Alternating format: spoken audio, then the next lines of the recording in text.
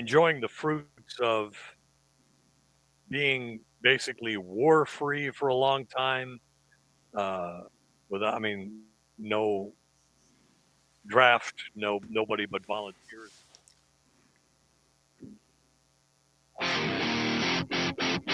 Welcome into the Breeze with DP and Haas on 93.7 The Ticket and theticketfm.com. No DP. Austin Norman still sitting in here on the Breeze. And for the first time, I believe, I have the honor of meeting the man the show is named after, Haas Tabrizi. Haas, hi, I'm Austin. How are you? What's up, Austin? Happy Sunday. Happy Sunday How's it to going? you as well. Things are great here. How have you been?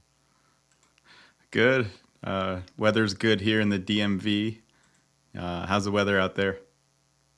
We just got over some rain the last couple days. So sun's out, nice and bright and shiny out. I think it's only mid-70s, lower 80s or so. So I am not complaining one bit.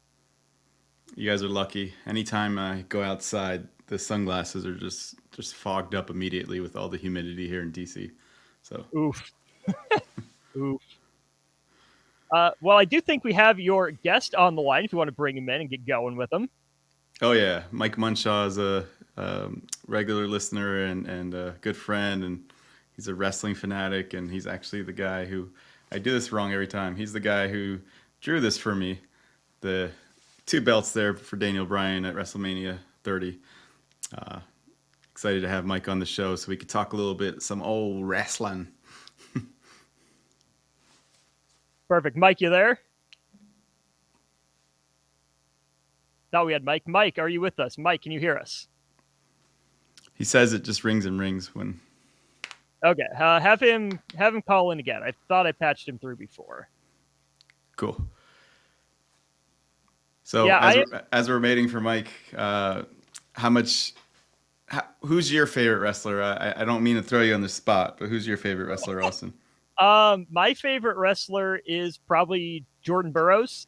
Okay. That's not the wrestling you're talking about, which tells you everything you need to know about the amount of wrestling I've watched. I got into it a little bit back my freshman year of college.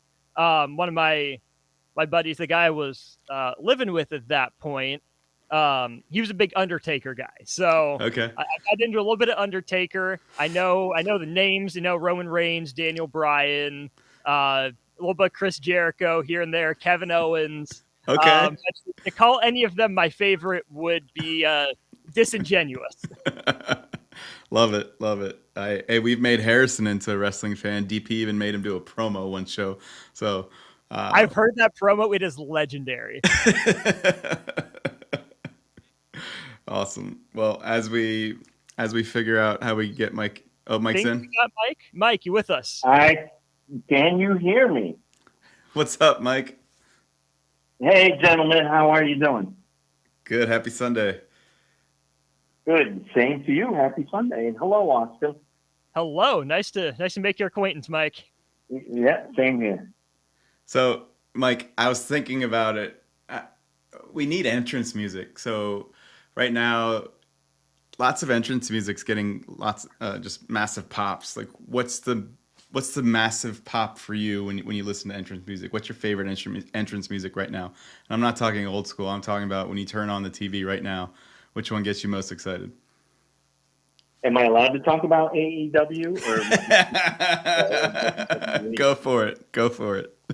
All right. So Orange Cassidy, when they crank the Jefferson Starship in Jane right now. So that all brings the crowd to big pop. So that's, it's recognizable. You know who's coming, and then his graphics are pretty cool. They fit his character just perfectly, and then you just watch the crowd go crazy. Love it. So for me, I use wrestling music to work out with. It pumps me up. It energizes me. I can listen to Triple H music and Randy Orton's music and different things. But right now, for whatever reason, it's Sami Zayn's entrance music, which doesn't even have words to it. It just gets me to dance, and it gets me pumped up and work out that much harder. So. Okay, so wait. So are you talking about the music itself, or do you mean like the entrance is in the whole thing? when the music hits, the lights change, the crowd pops, and the wrestler comes out. Maybe I misunderstood. Are you talking If- about the music? I can go to Alexa and say, "Hey Alexa, play Sami Zayn's entrance music," and boom, that gets me excited. So like, play Judas by Fozzy, gets me excited. So that's what I mean. Like, what's a song? Okay, so And then I might got you into let's something say, new now. You might go and ask your smart devices to start playing you music randomly during the day. So no, yeah. So if I looked at like current themes, like Shinshei's Oh yeah. music, that's awesome with that guitar. And I do prefer the Japanese version, the one that they did a couple years ago. I think that's pretty awesome. And as he's not a favorite of everyone, but you still gotta love the Mrs. music. So I love the music, entrance music as well. I'm sorry, but if you're going that route, You're allowed to like what you like. you like you like. Oh, now I don't even know why I invited you on this show. Hey, my wedding song, when my wife and I, and our anniversary is tomorrow, when we walked in, it was carrying the WCW belt, and it was Goldberg's song. So to each their own. Now, were the actual chants of Goldberg in the background? Is this what's occurring? No, just Gilbert. That makes more sense. How about that? So those of you that want to text in 402-464-5685, Starter Heyman line, what entrance music gets you excited? If right now you went to your smart device and you said, "Hey Siri, play this. Hey Alexa, play this." What song is that? Let us know. So did they change Asuka's entrance music? Yeah, a little bit. Yeah, because the one previous to that, I really liked that. I don't know what that was with the Empress of Tomorrow, but that was always a very good one as well. Yeah, it had the same beat and rhythm of Shinsuke, just a little bit dialed down, but it definitely got you moving a little bit. Now it's short hair, not loud music. It's confusing. Yeah. Well, then, I also, was thinking about that too earlier when we were texting back and forth. And, maybe, my role here is to be the grumpy old guy. But some of the new stuff just doesn't catch me. It just doesn't, when you hear it, I still have that pause of, wait, whose is that? Who's coming out now? So some of the newer stuff, I think, is lacking somewhat compared to the older stuff. What's your least favorite storyline right now in WWE as the old man? Oh, boy, there's so many to choose from. That's such an open invitation for these favorite storyline. Because there's so much, it's such easy product. How about the women's tag team division? Like, what is going on with that? That I don't understand in the least bit. How hard is it to put together two very talented women and then just try to build them up and make them into a real good tag team? And, they throw poor Raquel with just about anybody. And, not to take anything away from Liv, she doesn't, she works within her means. And, they're an okay tag team. But, to be a great tag team and to be a great tag team storyline, you need other tag teams coming at you. And it just seems like they can't get that storyline straight, and they can't get their other women's tags straight to even build up somebody to go against them. Yeah, the inconsistency there. I can think of tag teams that I'd want to see and have seen, and bringing them back would be awesome. Like, hey, we're not using Natalya well. Well, why don't we bring back Beth Phoenix and Natalya and have them tag champs? Like that's a team right there that makes a lot of sense with the looks that they have and the muscles that they have, that they could beat up anyone. Yeah, no, for sure. And it's just, I don't. That's just the whole storyline just doesn't make sense to me. If there even is a storyline, it's almost like they're just like, oh shoot, we got to put some women out there. All right, you and you tag, you and you tag, you and you tag. We're gonna have a three-team tag match. Just go out there and you got 5 minutes. Yeah, it's definitely an afterthought for the women's side, and that's probably why Banks left and Trinity left because they're like, look, you're disrespecting us. You're not making these belts valuable, and it still hasn't really changed. It was cool with Baszler and Rousey, but they went and broke them up too quick. And I would have had them had the reign like they. Ronda ruins everything. You should know that by now. Ronda just ruins everything. It's always interesting to see who's in charge. Is it Triple H right now? Is it Vince McMahon right now? And things I change know on. that you just don't know which way it could go because they both go in their own little different creative directions. And so then when you see something happen, you're like, oh, that's such a Vince move. Where other ones you're like, oh, it looks like Triple H is still running this show over here. So yeah, it's in flux, that's for sure. For Money in the Bank, how much do you think that was Triple H versus Vince? Boy, I think that had a lot of Vince all over it. I enjoyed it, and it was one of the better premium live events that they put on. But was there anything besides Shayna turning on Ronda that was a shock, or that you were like, "Oh, that's crazy"? Besides the main event, let's take out the main event. I'm sorry. So besides the main event, was there anything then that happened in that you were like, "Wow, that was something"? The matches were solid, the storylines were all right.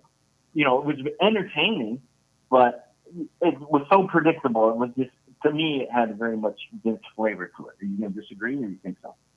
You and DP, I think it's just your age. You guys are pull Social Security soon, and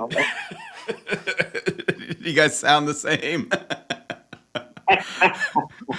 For me, I mean, injuries probably played a part. Like, we saw Trish Stratus's face hit the rope, and something happened there, and maybe she was supposed to win. To me, if Vince was in charge, she would have won. Triple H going with his NXT girl, to me, that meant Triple H was in charge. Yeah, no, that's true. That's a good point. And then for Priest to win, Triple H went with his guy there. If it was a Vince person, Vince would have gone with Logan Paul. So that's how I look at it. We saw what happened with the pay-per-view in Saudi Arabia. That, to me, had Vince all over it. That was just yeah. So I'm curious. That's definitely Vince. For me, I don't know what's happening with the bloodline. Like, it might need a pause for a week or two because we might have too much of it right now. Like, SmackDown was all the bloodline. Raw hasn't been convoluted with just one story. So it's surprising to say, I'm going to say something shocking. I think Raw is being run by Triple H right now. And that's why, for the first time in a really long time, Raw has been better than SmackDown. What do you think? Yeah, I would go with that. Yeah, thinking about it and comparing the two of them. A lot of the mid-card storylines on Raw are starting to become somewhat compelling. It's not like you're like, oh my gosh, I can't believe they're doing this again. There's some stuff there that is entertaining, and you're like, okay, I can see where they're going. This is cool. The Alpha Academy and Maxine Dupree, a story that's been going on, that's been pretty good. Yeah. Obviously, Dirty Dom and Mommy, that is, powering through Raw. That's very good. When you see Dirty Dom come out, you know that the crowd is going to be giving him, everything that they can to put him down. And then he just loves it. He's just been feeding off of that. So, and then as much as DP, and I don't know where you see him with him, I like Gunther.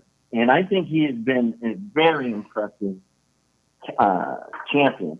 So any storyline they put Gunther in, I'm all in on. And then for him to be taking on McIntyre now, I think that's really going to be strong. Yeah, and so, I mean, Raw's built the Judgment Day. Raw has really taken advantage of Seth Rollins. Even Rousey and Baszler on Raw. With the Man being on Raw. There's just so much happening on Raw where it's unfortunately NWO-like on SmackDown, where every storyline is the NWO. That's what I feel like right think now. so? Because it almost seems like there's two different SmackDowns when I'm watching it. There's the SmackDown that has the bloodline, and then there's the SmackDown that doesn't have the bloodline. And it seems like it's almost two different wrestling federations that are putting on SmackDown to me. Because, the bloodline, you have your characters, you have your cast of characters. It's locked in. These are the players. And then there's everybody else. And then there's everybody else's storylines on SmackDown. If they're even if you want to call them storylines. So it seems, I just think SmackDown seems like it's very two distinctive parts. So I don't think the bloodline sucks it out of everybody because not everyone's involved in it. Fair. I think my analogy, and I understand what you're saying because NWO just took over all of WCW and they were in every match. And, for me, it was any match you would watch would be non-NWO, and you'd be enjoying it, and then all of a sudden at the end of the match, the heel tears off his T-shirt, and he's got an NWO T-shirt on underneath, and then here comes Ted DiBiase, Virgil, and 30 other guys, and they're all like, "Oh, welcome to the NWO," and you're like, "Oh my God, it's another NWO." Is he wearing white? Is he wearing red? Which Sting is it? Oh no. Yep. And so then, when you think about that, I just don't think that SmackDown has come to that the other storylines aren't impacted by Roman and his belts, which is kind of a drawback to me as well, is because when it comes to Roman's belt and or belts or, I know Paul Heyman's carrying around 8 different belts now, that it's going to be the Usos and or Sammy that's going to challenge for those, and nobody else is really involved in that. So that's interesting. So we've talked about it. There's only maybe 6 guys that can defeat Roman. Who do you think deserves to defeat Roman, and who is believable to defeat Roman? I think right now they don't have that guy. That they missed the boat with Sammy. And Sammy was at the pinnacle. Sammy was it. They had the chance to put the belt on Sammy and then have Roman chase him down, and they didn't do that. And I think now, Sammy and KO are almost like supporting people now. They talk a lot, but they don't get into a whole lot of action with it. And then are we really going to believe about Jay? Do you buy Jay as the champion? I'm sorry, but he and his brother are very talented. They're a great tag team, but as the champion, I just don't buy it. So they got to do something. To me, you got to start building up Solo and getting him ready. And when they had Solo lose right before WrestleMania to Cody Rhodes, if he was undefeated for the next 12 months, that would have easily given him the clout he needed. So, yeah, how are they going to build Solo up? Like he's just standing there and he's putting in the little Simone spike into people's throats, but he hasn't really beaten anyone. And the problem with the SmackDown is, due to the bloodline, the other members of that roster have not really been built up. Like if Solo, who on the SmackDown roster, if Solo faced and beat, did his creed go that much higher? If he beats AJ Styles next Friday, let's say, on SmackDown, does that really make him that much better? No, because they haven't really done much with AJ at all. But you're just like, okay, yeah, he beat AJ. Look at that. So, who's in that middle card that he can start, putting notches on his belt of saying, I beat this guy, and this guy. It almost is like he's locked in that he's got to just start knocking off Jay and Jimmy. I mean, okay, other than his brothers, he's going to have to win both middle belts. So he's going to have to beat Austin Theory. He's going to have to beat Gunther. And he's going to have to beat Brock Lesnar. The winner of Brock Lesnar, Cody, who I actually think is the person that will dethrone Roman Reigns. Then that elevates him. Maybe he takes the Raw belt. Like Let's just keep putting all the belts back on SmackDown. That's the other way All to right, do it. so I have a problem though. Cody and Brock aren't on SmackDown. It doesn't matter. So we're just saying we don't care about this anymore. That was all a sham. Forget the draft. Forget the brand split. We're just going to move them back and forth.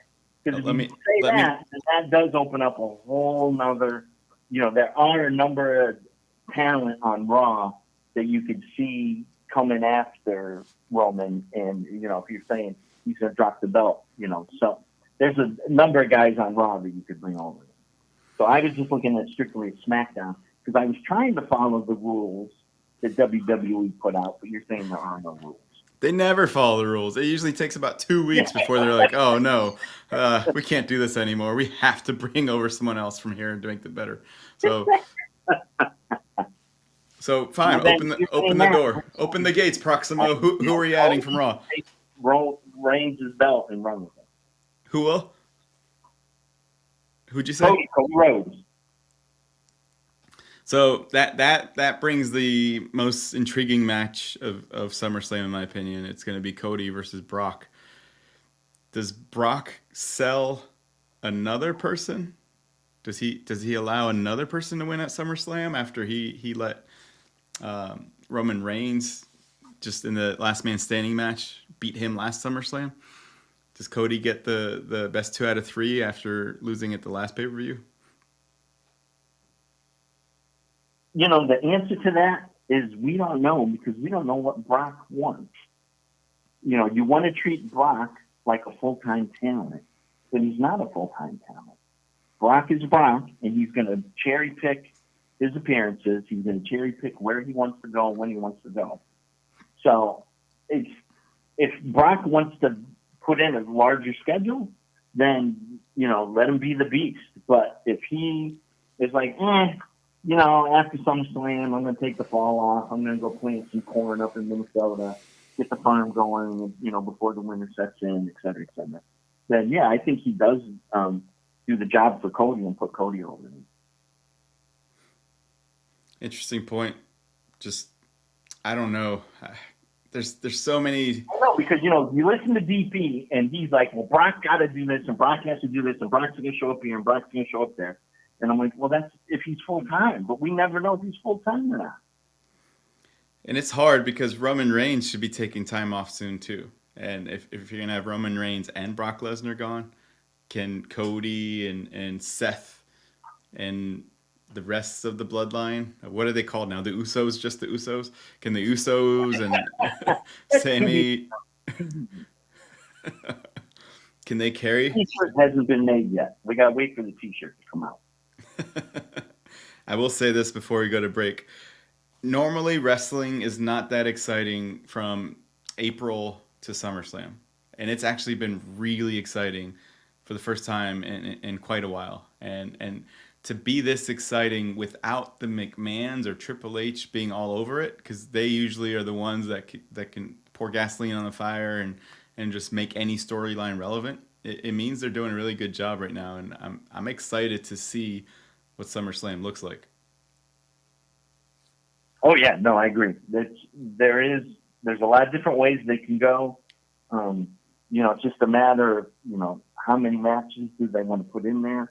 But they certainly have a lot of intriguing storylines that they could run with and put in there at SummerSlam. So making it one of the better ones. Well, when we get back from the break, we'll come up with our own storylines for SummerSlam and see what our listeners think. We'll be back. Oh, that's a dangerous thing. All right.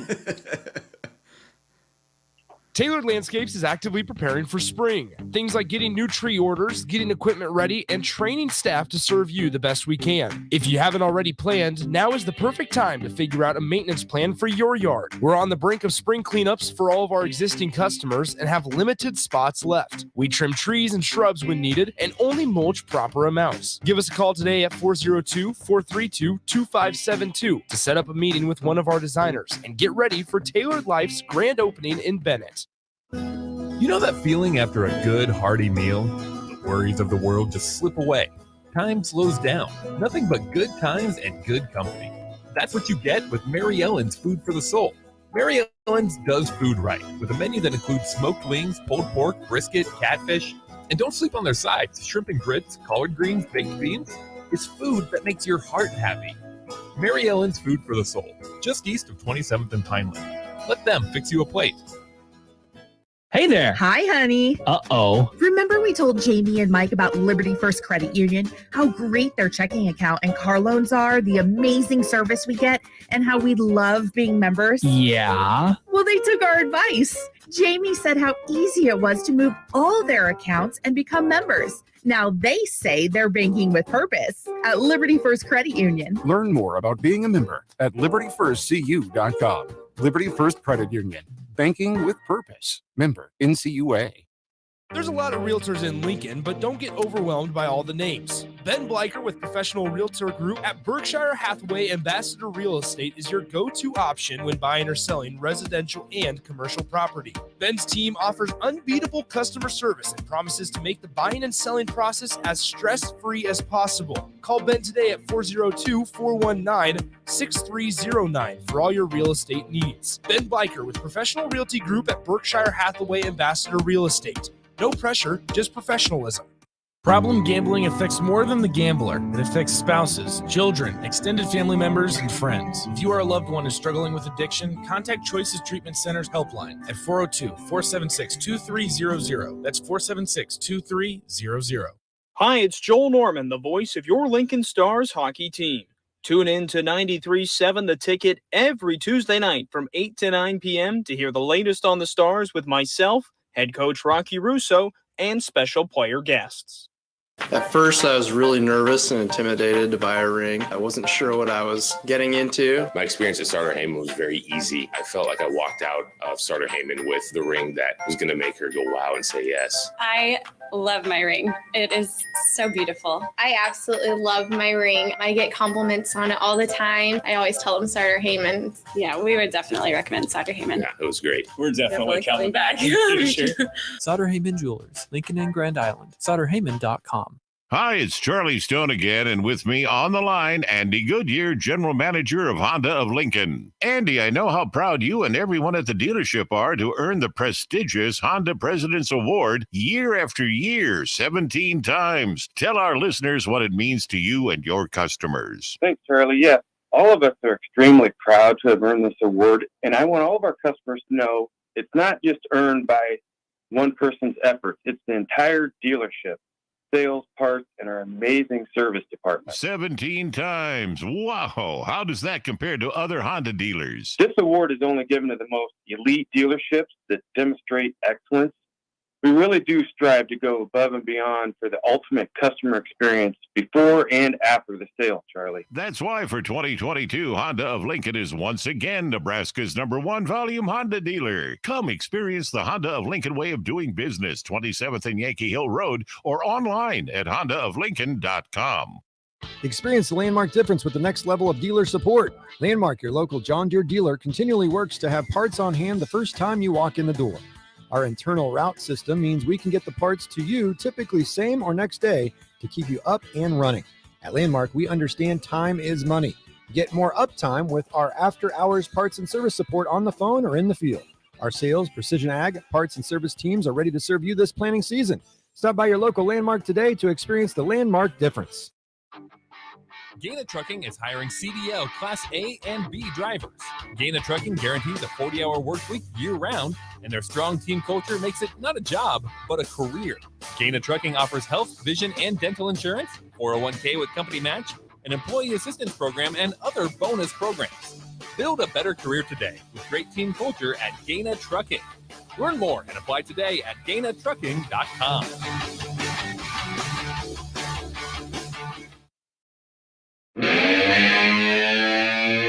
You're listening to The Breeze with DP and Haas on 93.7 The Ticket and theticketfm.com.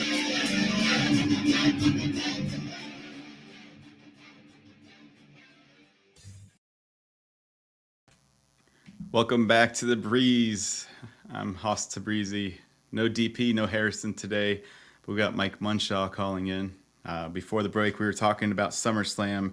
And Mike and I are going to talk about which matches we expect and what storylines we want to make, because we're going to write our own scripts. So we were talking about Brock and Cody before the break. Who do you want to win? Who if you're writing the story, who should win? Why? I imagine you're going to say Cody, so go ahead. We got to build him up. He's the number one baby face of the company. We got to get him out of the Brock vortex that he's been in, and let's get him to move on to bigger and better things after Brock. So I would say Cody. I agree. We talked about entrance music to start the show, and the entrance music for Cody, especially when he puts his arms out like this, that's not the music, that's the entrance. To clarify, thank you there, Mike Munchaw. When he comes out, his entrance is electric. So Cody needs to be elevated, and Brock doing the job is definitely the right idea. We'll see if Vince is running SummerSlam, because if Vince is running it, then Brock will win, because he doesn't let his big ticket item lose. Yeah, I know. Exactly. And then hopefully Cody can keep his body together through this whole thing. Yeah. One F5 and Cody's done. What about the women? I see a three-way happening with Flair, Asuka, and Belair. Who do you want to win? What's the right story if you're writing this? Well, see, there's two answers to that. If I'm writing it, I want Asuka to retain the title and for her to at least go on a decent title reign here. But that thought, I don't think is going to work in reality because of Charlotte. Charlotte gets what she wants, and as soon as she shows up, Vince and maybe even Triple H they're like, whatever you want, Charlotte. And you know that she walks out with that belt then. But I would prefer to see Asuka and give her a decent title run. So I think the winner of this is dependent on Roman taking a break. So if Roman is just watch this. If Roman takes a break, then Flair has to step up and carry some of the weight, even if she's on a different brand. If Roman's still there, we can hide the belt and we can put it on Asuka for a couple of months. So it's just dependent on when Roman wants to take his break, because the star power of a main eventer of WrestleMania, that's Flair, that needs to be there. And so do we pause a little bit? Do we wait to Survivor Series? Do we wait to the Royal Rumble? Do we make her upset? She's going to have 25 belts by the time she's done. When do we do it? So it's all dependent. I'm a little offended that you're saying hide the belt on Asuka. That's a little offensive there. Asuka can carry her weight. She's an excellent wrestler. She doesn't have and I'll tell you, people are like, well, she can't cut a promo or she can't do this. I'll tell you, I love the fact when she just screams into that microphone in Japanese and I have no idea what she's saying, but I know she's behind whatever she's saying and she believes it. So they wouldn't hide it; they would put it on it. But yeah, I guess I hear you and I understand you that if Roman leaves, then that they would need Charlotte. You're right about that. So so going into that, how does Shayna and Ronda feed into Charlotte there, young man? They have to fight for a while. If they're going to break them up, they got to be on the screen together for a while. And I loved what she did on Monday Night Raw, Shayna, just saying, just shut up. You don't know how to talk. Don't talk. So for someone to stand up to Ronda Rousey and not be afraid of her, that was pretty cool. This better be a Hell in a Cell or no DQ, like something gruesome for that match. Okay, so you don't see them quickly moving Shayna into the Charlotte realm and her and Charlotte going at it for the night. Oh, again, it depends on who's in charge. If Triple H is in charge, then Shayna will. If Vince is in charge, he's not touching Rousey. Like he's. Yeah, you're right. Yeah. And it's but you know what? Like you said, this time of year, usually there's nothing going on. But with all of the behind the scenes stuff, you really don't know where a lot of this stuff is headed. So you are really drawn to actually tuning in and watching this during the summer.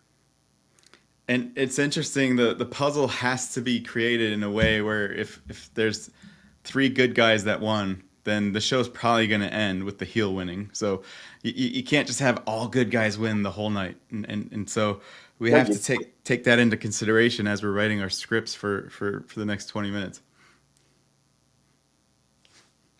So then obviously Rhea will destroy whoever they're going to put in front of Rhea. Is it going to be Raquel, or do we need another Natalia match? I think we need another Natalia match. We haven't had enough. There's only been 20 of them. I think we need It looks like it is Raquel. yeah. Okay. So Rhea wins that, then you get the heel win there. So I don't see her dropping it to Raquel. I think Rhea needs to be on the most dominant women's reign ever. She needs to surpass AJ Lee. I can't think of AJ Lee is the first one that comes to mind for really just dominating the reigns in the recent times. If DP was here, he'd say, "Oh well, in 1948, the Fabulous Moolah had the belt for 20 years." I get that. And you talk about Jade Cargill probably. Right. I want to surpass Mae Young.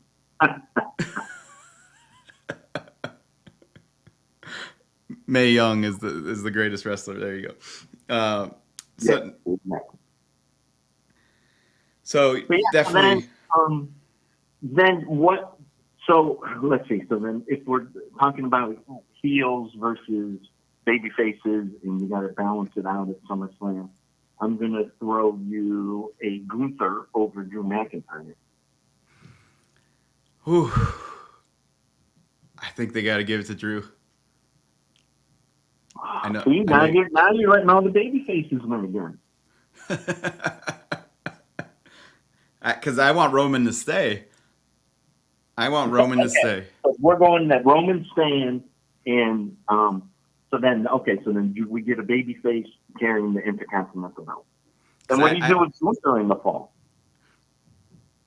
He can go work at Walmart. I don't know. Oh my God, that's horrible.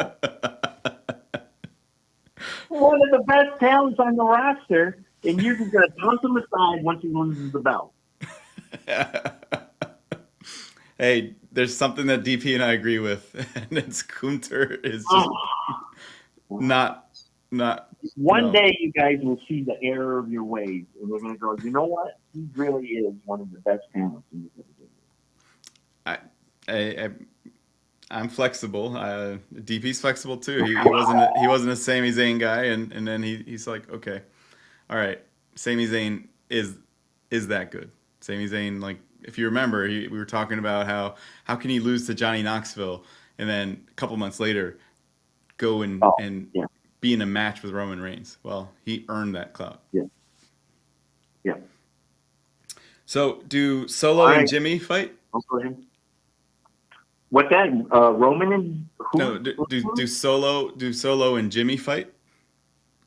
No, I think they sit this one out. I think they're Roman sides of the ring during Roman and Jay, and just stand down at each other. And because Roman and Jay is not going to be clean. It's not going to be just the two of them. We can't do that without a bunch of interference in, out, around. Somebody's got to take the referee out, all of that stuff. So I think Jimmy and Solo's roles at SummerSlam are just going to be on the side. Now, during that match, you may see Solo turn. They teased that a little bit this past Friday when he was deciding if maybe he wanted to be tribal chief. So you may see a turn, but I don't think it's going to be in a match. It's going to be as part of the storyline. Do you see KO and Sami Zayn coming in and interfering somehow? Or do you see them getting a match? I don't understand what's going on with them. I would love to see them in a match. Why are they not in a match at SummerSlam?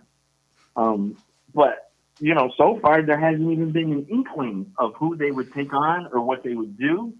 So I would hope, as a fan, I would hope that somehow they would figure out how to get them involved in that main event where it's a Russian or it's just protecting Jimmy and Jay from Solo. So yeah, that'll be interesting to see. But I'm really afraid they're not going to put him in the match. Yeah, right now, like Pretty Deadly is the top team against them, and I mean I like how NXT is bringing some people up, or WWE is bringing NXT people up, but I need something that is believable. Hey, I would even take don't go crazy, a Ricochet and Logan Paul tag team versus Sami Zayn and KO.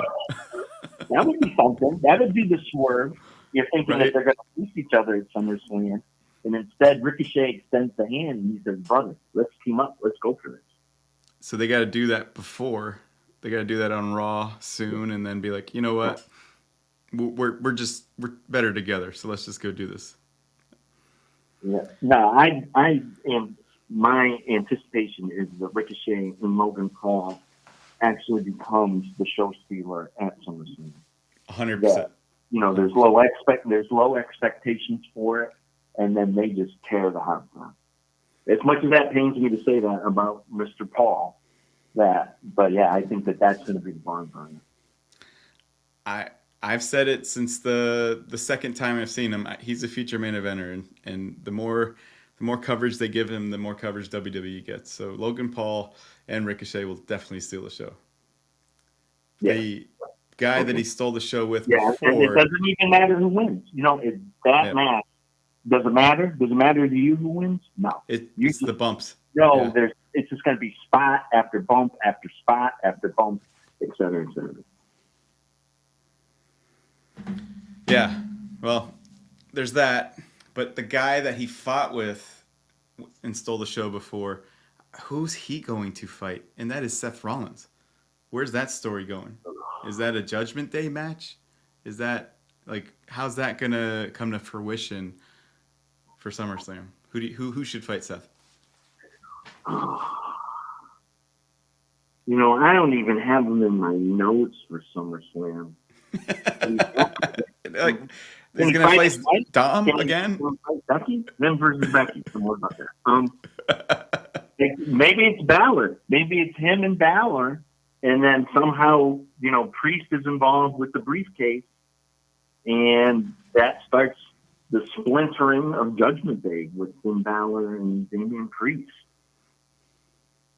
Because right now you don't have Priest lined up for anything, and you don't have Rollins lined up for anything.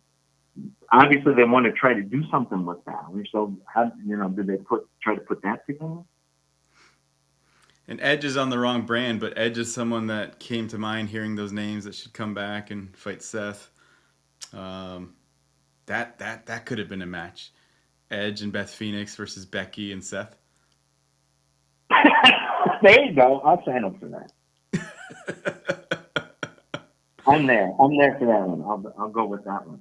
But yeah, with Rollins, I don't know. And now that you mentioned Rollins, and I'm kind of looking at my notes here for SummerSlam, Vince's boy, Austin Theory, is not even on the radar for SummerSlam, right? Unless, have you heard something different? I don't. Austin Theory, I go and change the channel when he's on, so it doesn't matter. All right. Well, I'm sorry that I brought it up. So, never mind. Let's right over here. Moving on. Just like the WWE, who are wasting the belts on those two guys, you're not going to have me invested in it either. You want me to watch? Put it on Brock. Put it on Bobby Lashley. Hiding the belts on those guys. That's the term you use, is hiding. They're just hiding it. So then, what about Miss Trish and her broken nose? Does she prevail, or does Becky finally get her much-wanted victory? I don't think she can fight in 4 weeks, in 3 weeks, with the broken nose. Oh, so you don't think she's going to be on the ticket, right? But if she does fight, I would like for her to win so that they could fight again at Survivor Series. So then, more Trish is always good. If Trish can't make it, then you're saying Becky's not even going to be on the card. She could fight the Apprentice and go with that. That's one route, and then have Trish interfere. Trish use a kendo stick or something, but if her face is actually broken, and it is based on her, you could see during the Money in the Bank where her nose was just immediately black. Yeah. She's a part-time wrestler who does yoga and fitness like full time. She's not going to go and risk her face even more. So I don't see her coming back too early.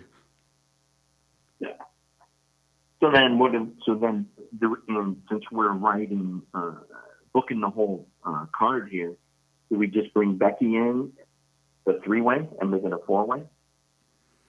How about Bring that? in who? Oh, for the Asuka match? Put Becky into the 3-way women's championship and throw Becky in there and make it a 4-way. Ooh.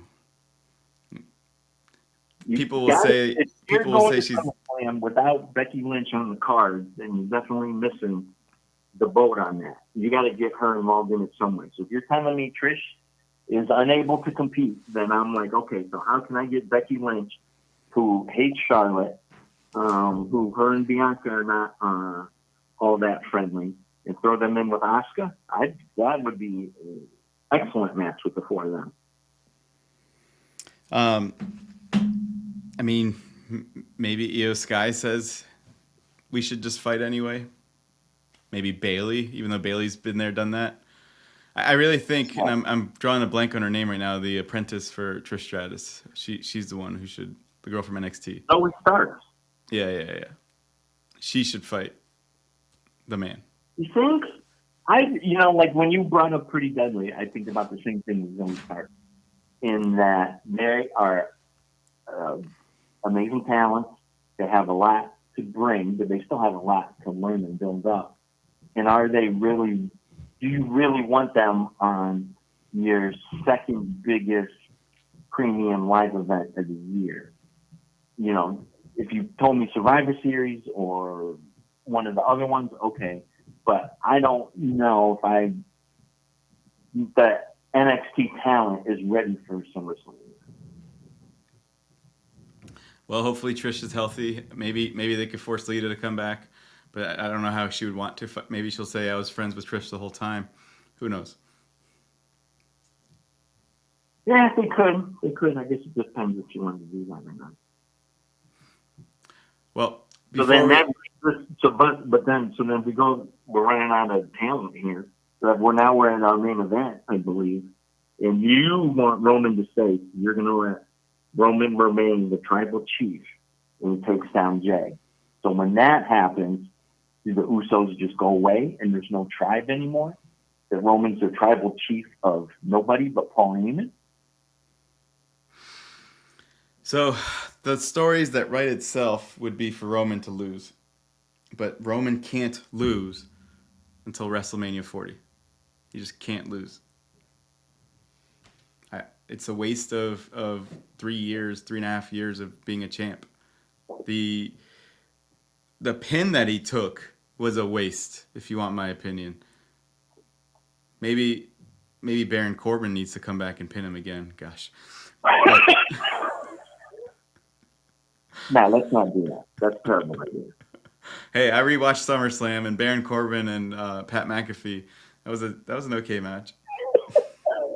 That's a match I never want to see again in my life. Let's not do that. No.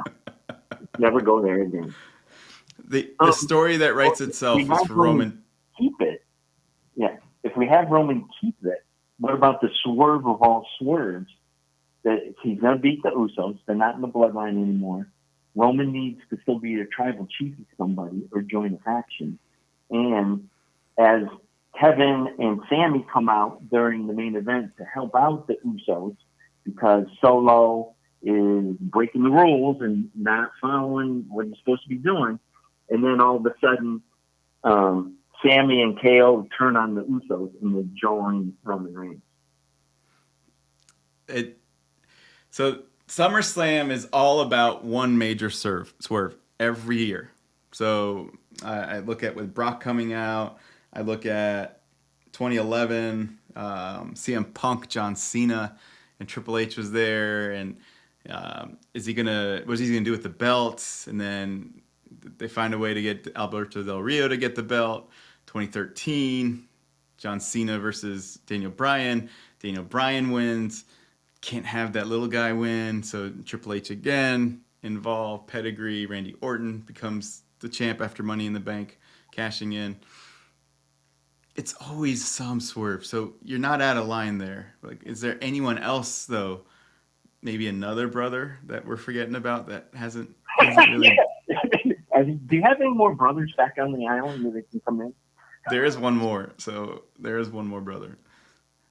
Oh, is there really? I didn't know that. Yeah. There's one more brother, one little brother, and he But wrestles. the problem with that is we don't know who that is. So for him to make an appearance at SummerSlam, everybody would be just staring at each other like, "Who's that?"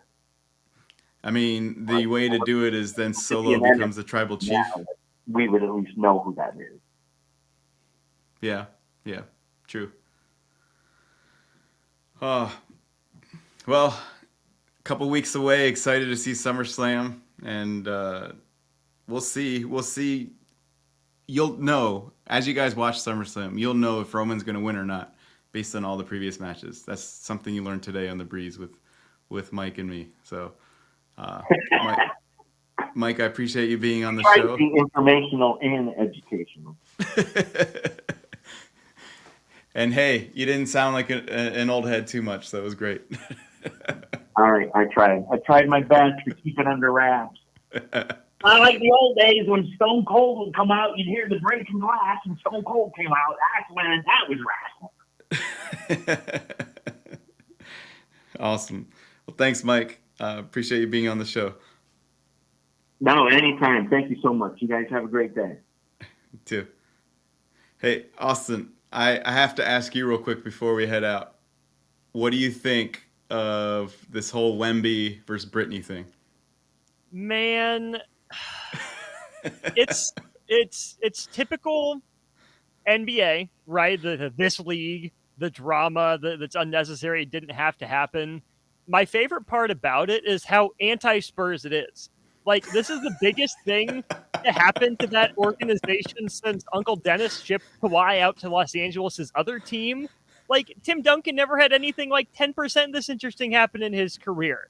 Same with David Robinson. Like, it took 0 games played as a member of the Spurs for Victor Wembanyama to have more controversy than either of the previous number 1 overall picks the Spurs had. It's incredible.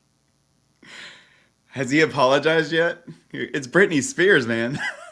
So my read on it is that everyone went back and watched the video to see who actually needed to apologize, because Britney put out her statement, "Oh yeah, this happened, and all I'm asking for is an apology. I don't want to sue or anything like that."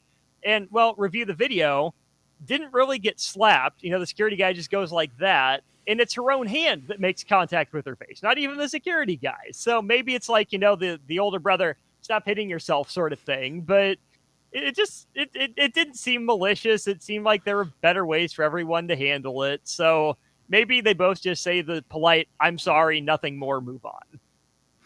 Fair. All right. Well, with that response, then I'll bring up another rapid question. Does Portland put their foot down and not trade Dame to Miami? Or do they do what's been happening in the last couple of years where if you're ready to move to another team, you just say, "This is the team I'm going to," and then you eventually go there for pennies on the dollar? What's going to happen? That's another one that I think the player empowerment era, such as it is coming to a head in this situation. And it's on both the Blazers and Dame's plates because they had every opportunity to trade him like a normal star before. So Dame's to blame for the fact that he's still in Portland, but he's also loyal as heck. You know, I think both things can be true at the same time. So at this point, I think Dame has had more than enough opportunity to ask for a trade in the traditional NBA sense. He tried to, you know, do it his way. It didn't work. I think he should have seen the writing on the wall earlier than he did. Like, if you're writing your championship hopes on Jeremy Grant and Yusuf Nurkic, come on, man. That's on you. So at this point, Dame had his chance to go where he wants to go. Portland's got to do whatever's best for business, I think. Nice. All right, here's a hard one, and we'll end with this one. Who's the best team in the West in the NBA after all the things that happened in the offseason? I don't think Denver got better, but they might have the best duo. consistently. I like a lot of what the Lakers did to improve. I think they should host, but getting up to the 4th seed isn't the same as being number 1. I'm out on Golden State. Memphis, I think we're in wait and see mode. Even with Guns N' Roses? Even with Guns N' Roses, yes. That's an incredible... I've never heard that before. That is incredibly well stated. Sacramento's got to prove it's more than a one-year wonder, and I don't really know what to think about the Clippers or Suns at this point. So Guns N' Roses to my head, I'll go Phoenix, Memphis, Lakers, Clippers as the top. Phoenix, Denver, they earned it. Phoenix, Denver, Memphis, and the Lakers is my top 4 right now. Got it. Well, we talk about the NBA a lot. We'll talk about them more next week, but wanted to hear your perspective. I still put the champs at 1. They lost a really integral part of their team with Brown, but the starting 5 is still there, and if they're healthy, they have the depth, because having 10 minimum contract players is going to be pretty hard for Phoenix. So we'll see. The Lakers tried it that way, and it didn't work. The difference, though, is the Lakers were really old when they tried it. Phoenix isn't that old. So we'll talk about the NBA more next week. It's great to meet you, Austin. I love hearing your quick thoughts there. And if we see you again, we'll make sure to ask more NBA and more college sports with you. Perfect. It's been fun. And even though, I didn't contribute to the wrestling discussion, it was interesting. I do try to learn, right? That's why I appreciate DP throwing me into, these deep ends that I'm not comfortable with. So I won't remember everything, but I definitely learned a lot. So thanks for having me. Of course. All right. Happy Sunday, everyone. Repeat after me. I will not touch the fuse box. I will probably not touch the fuse box. Sip, do you remember what happened last time? Yeah, I remember. What happened? Half of the city block lost power. And? My chicken condo went haywire. That's right. The chickens ran wild. So what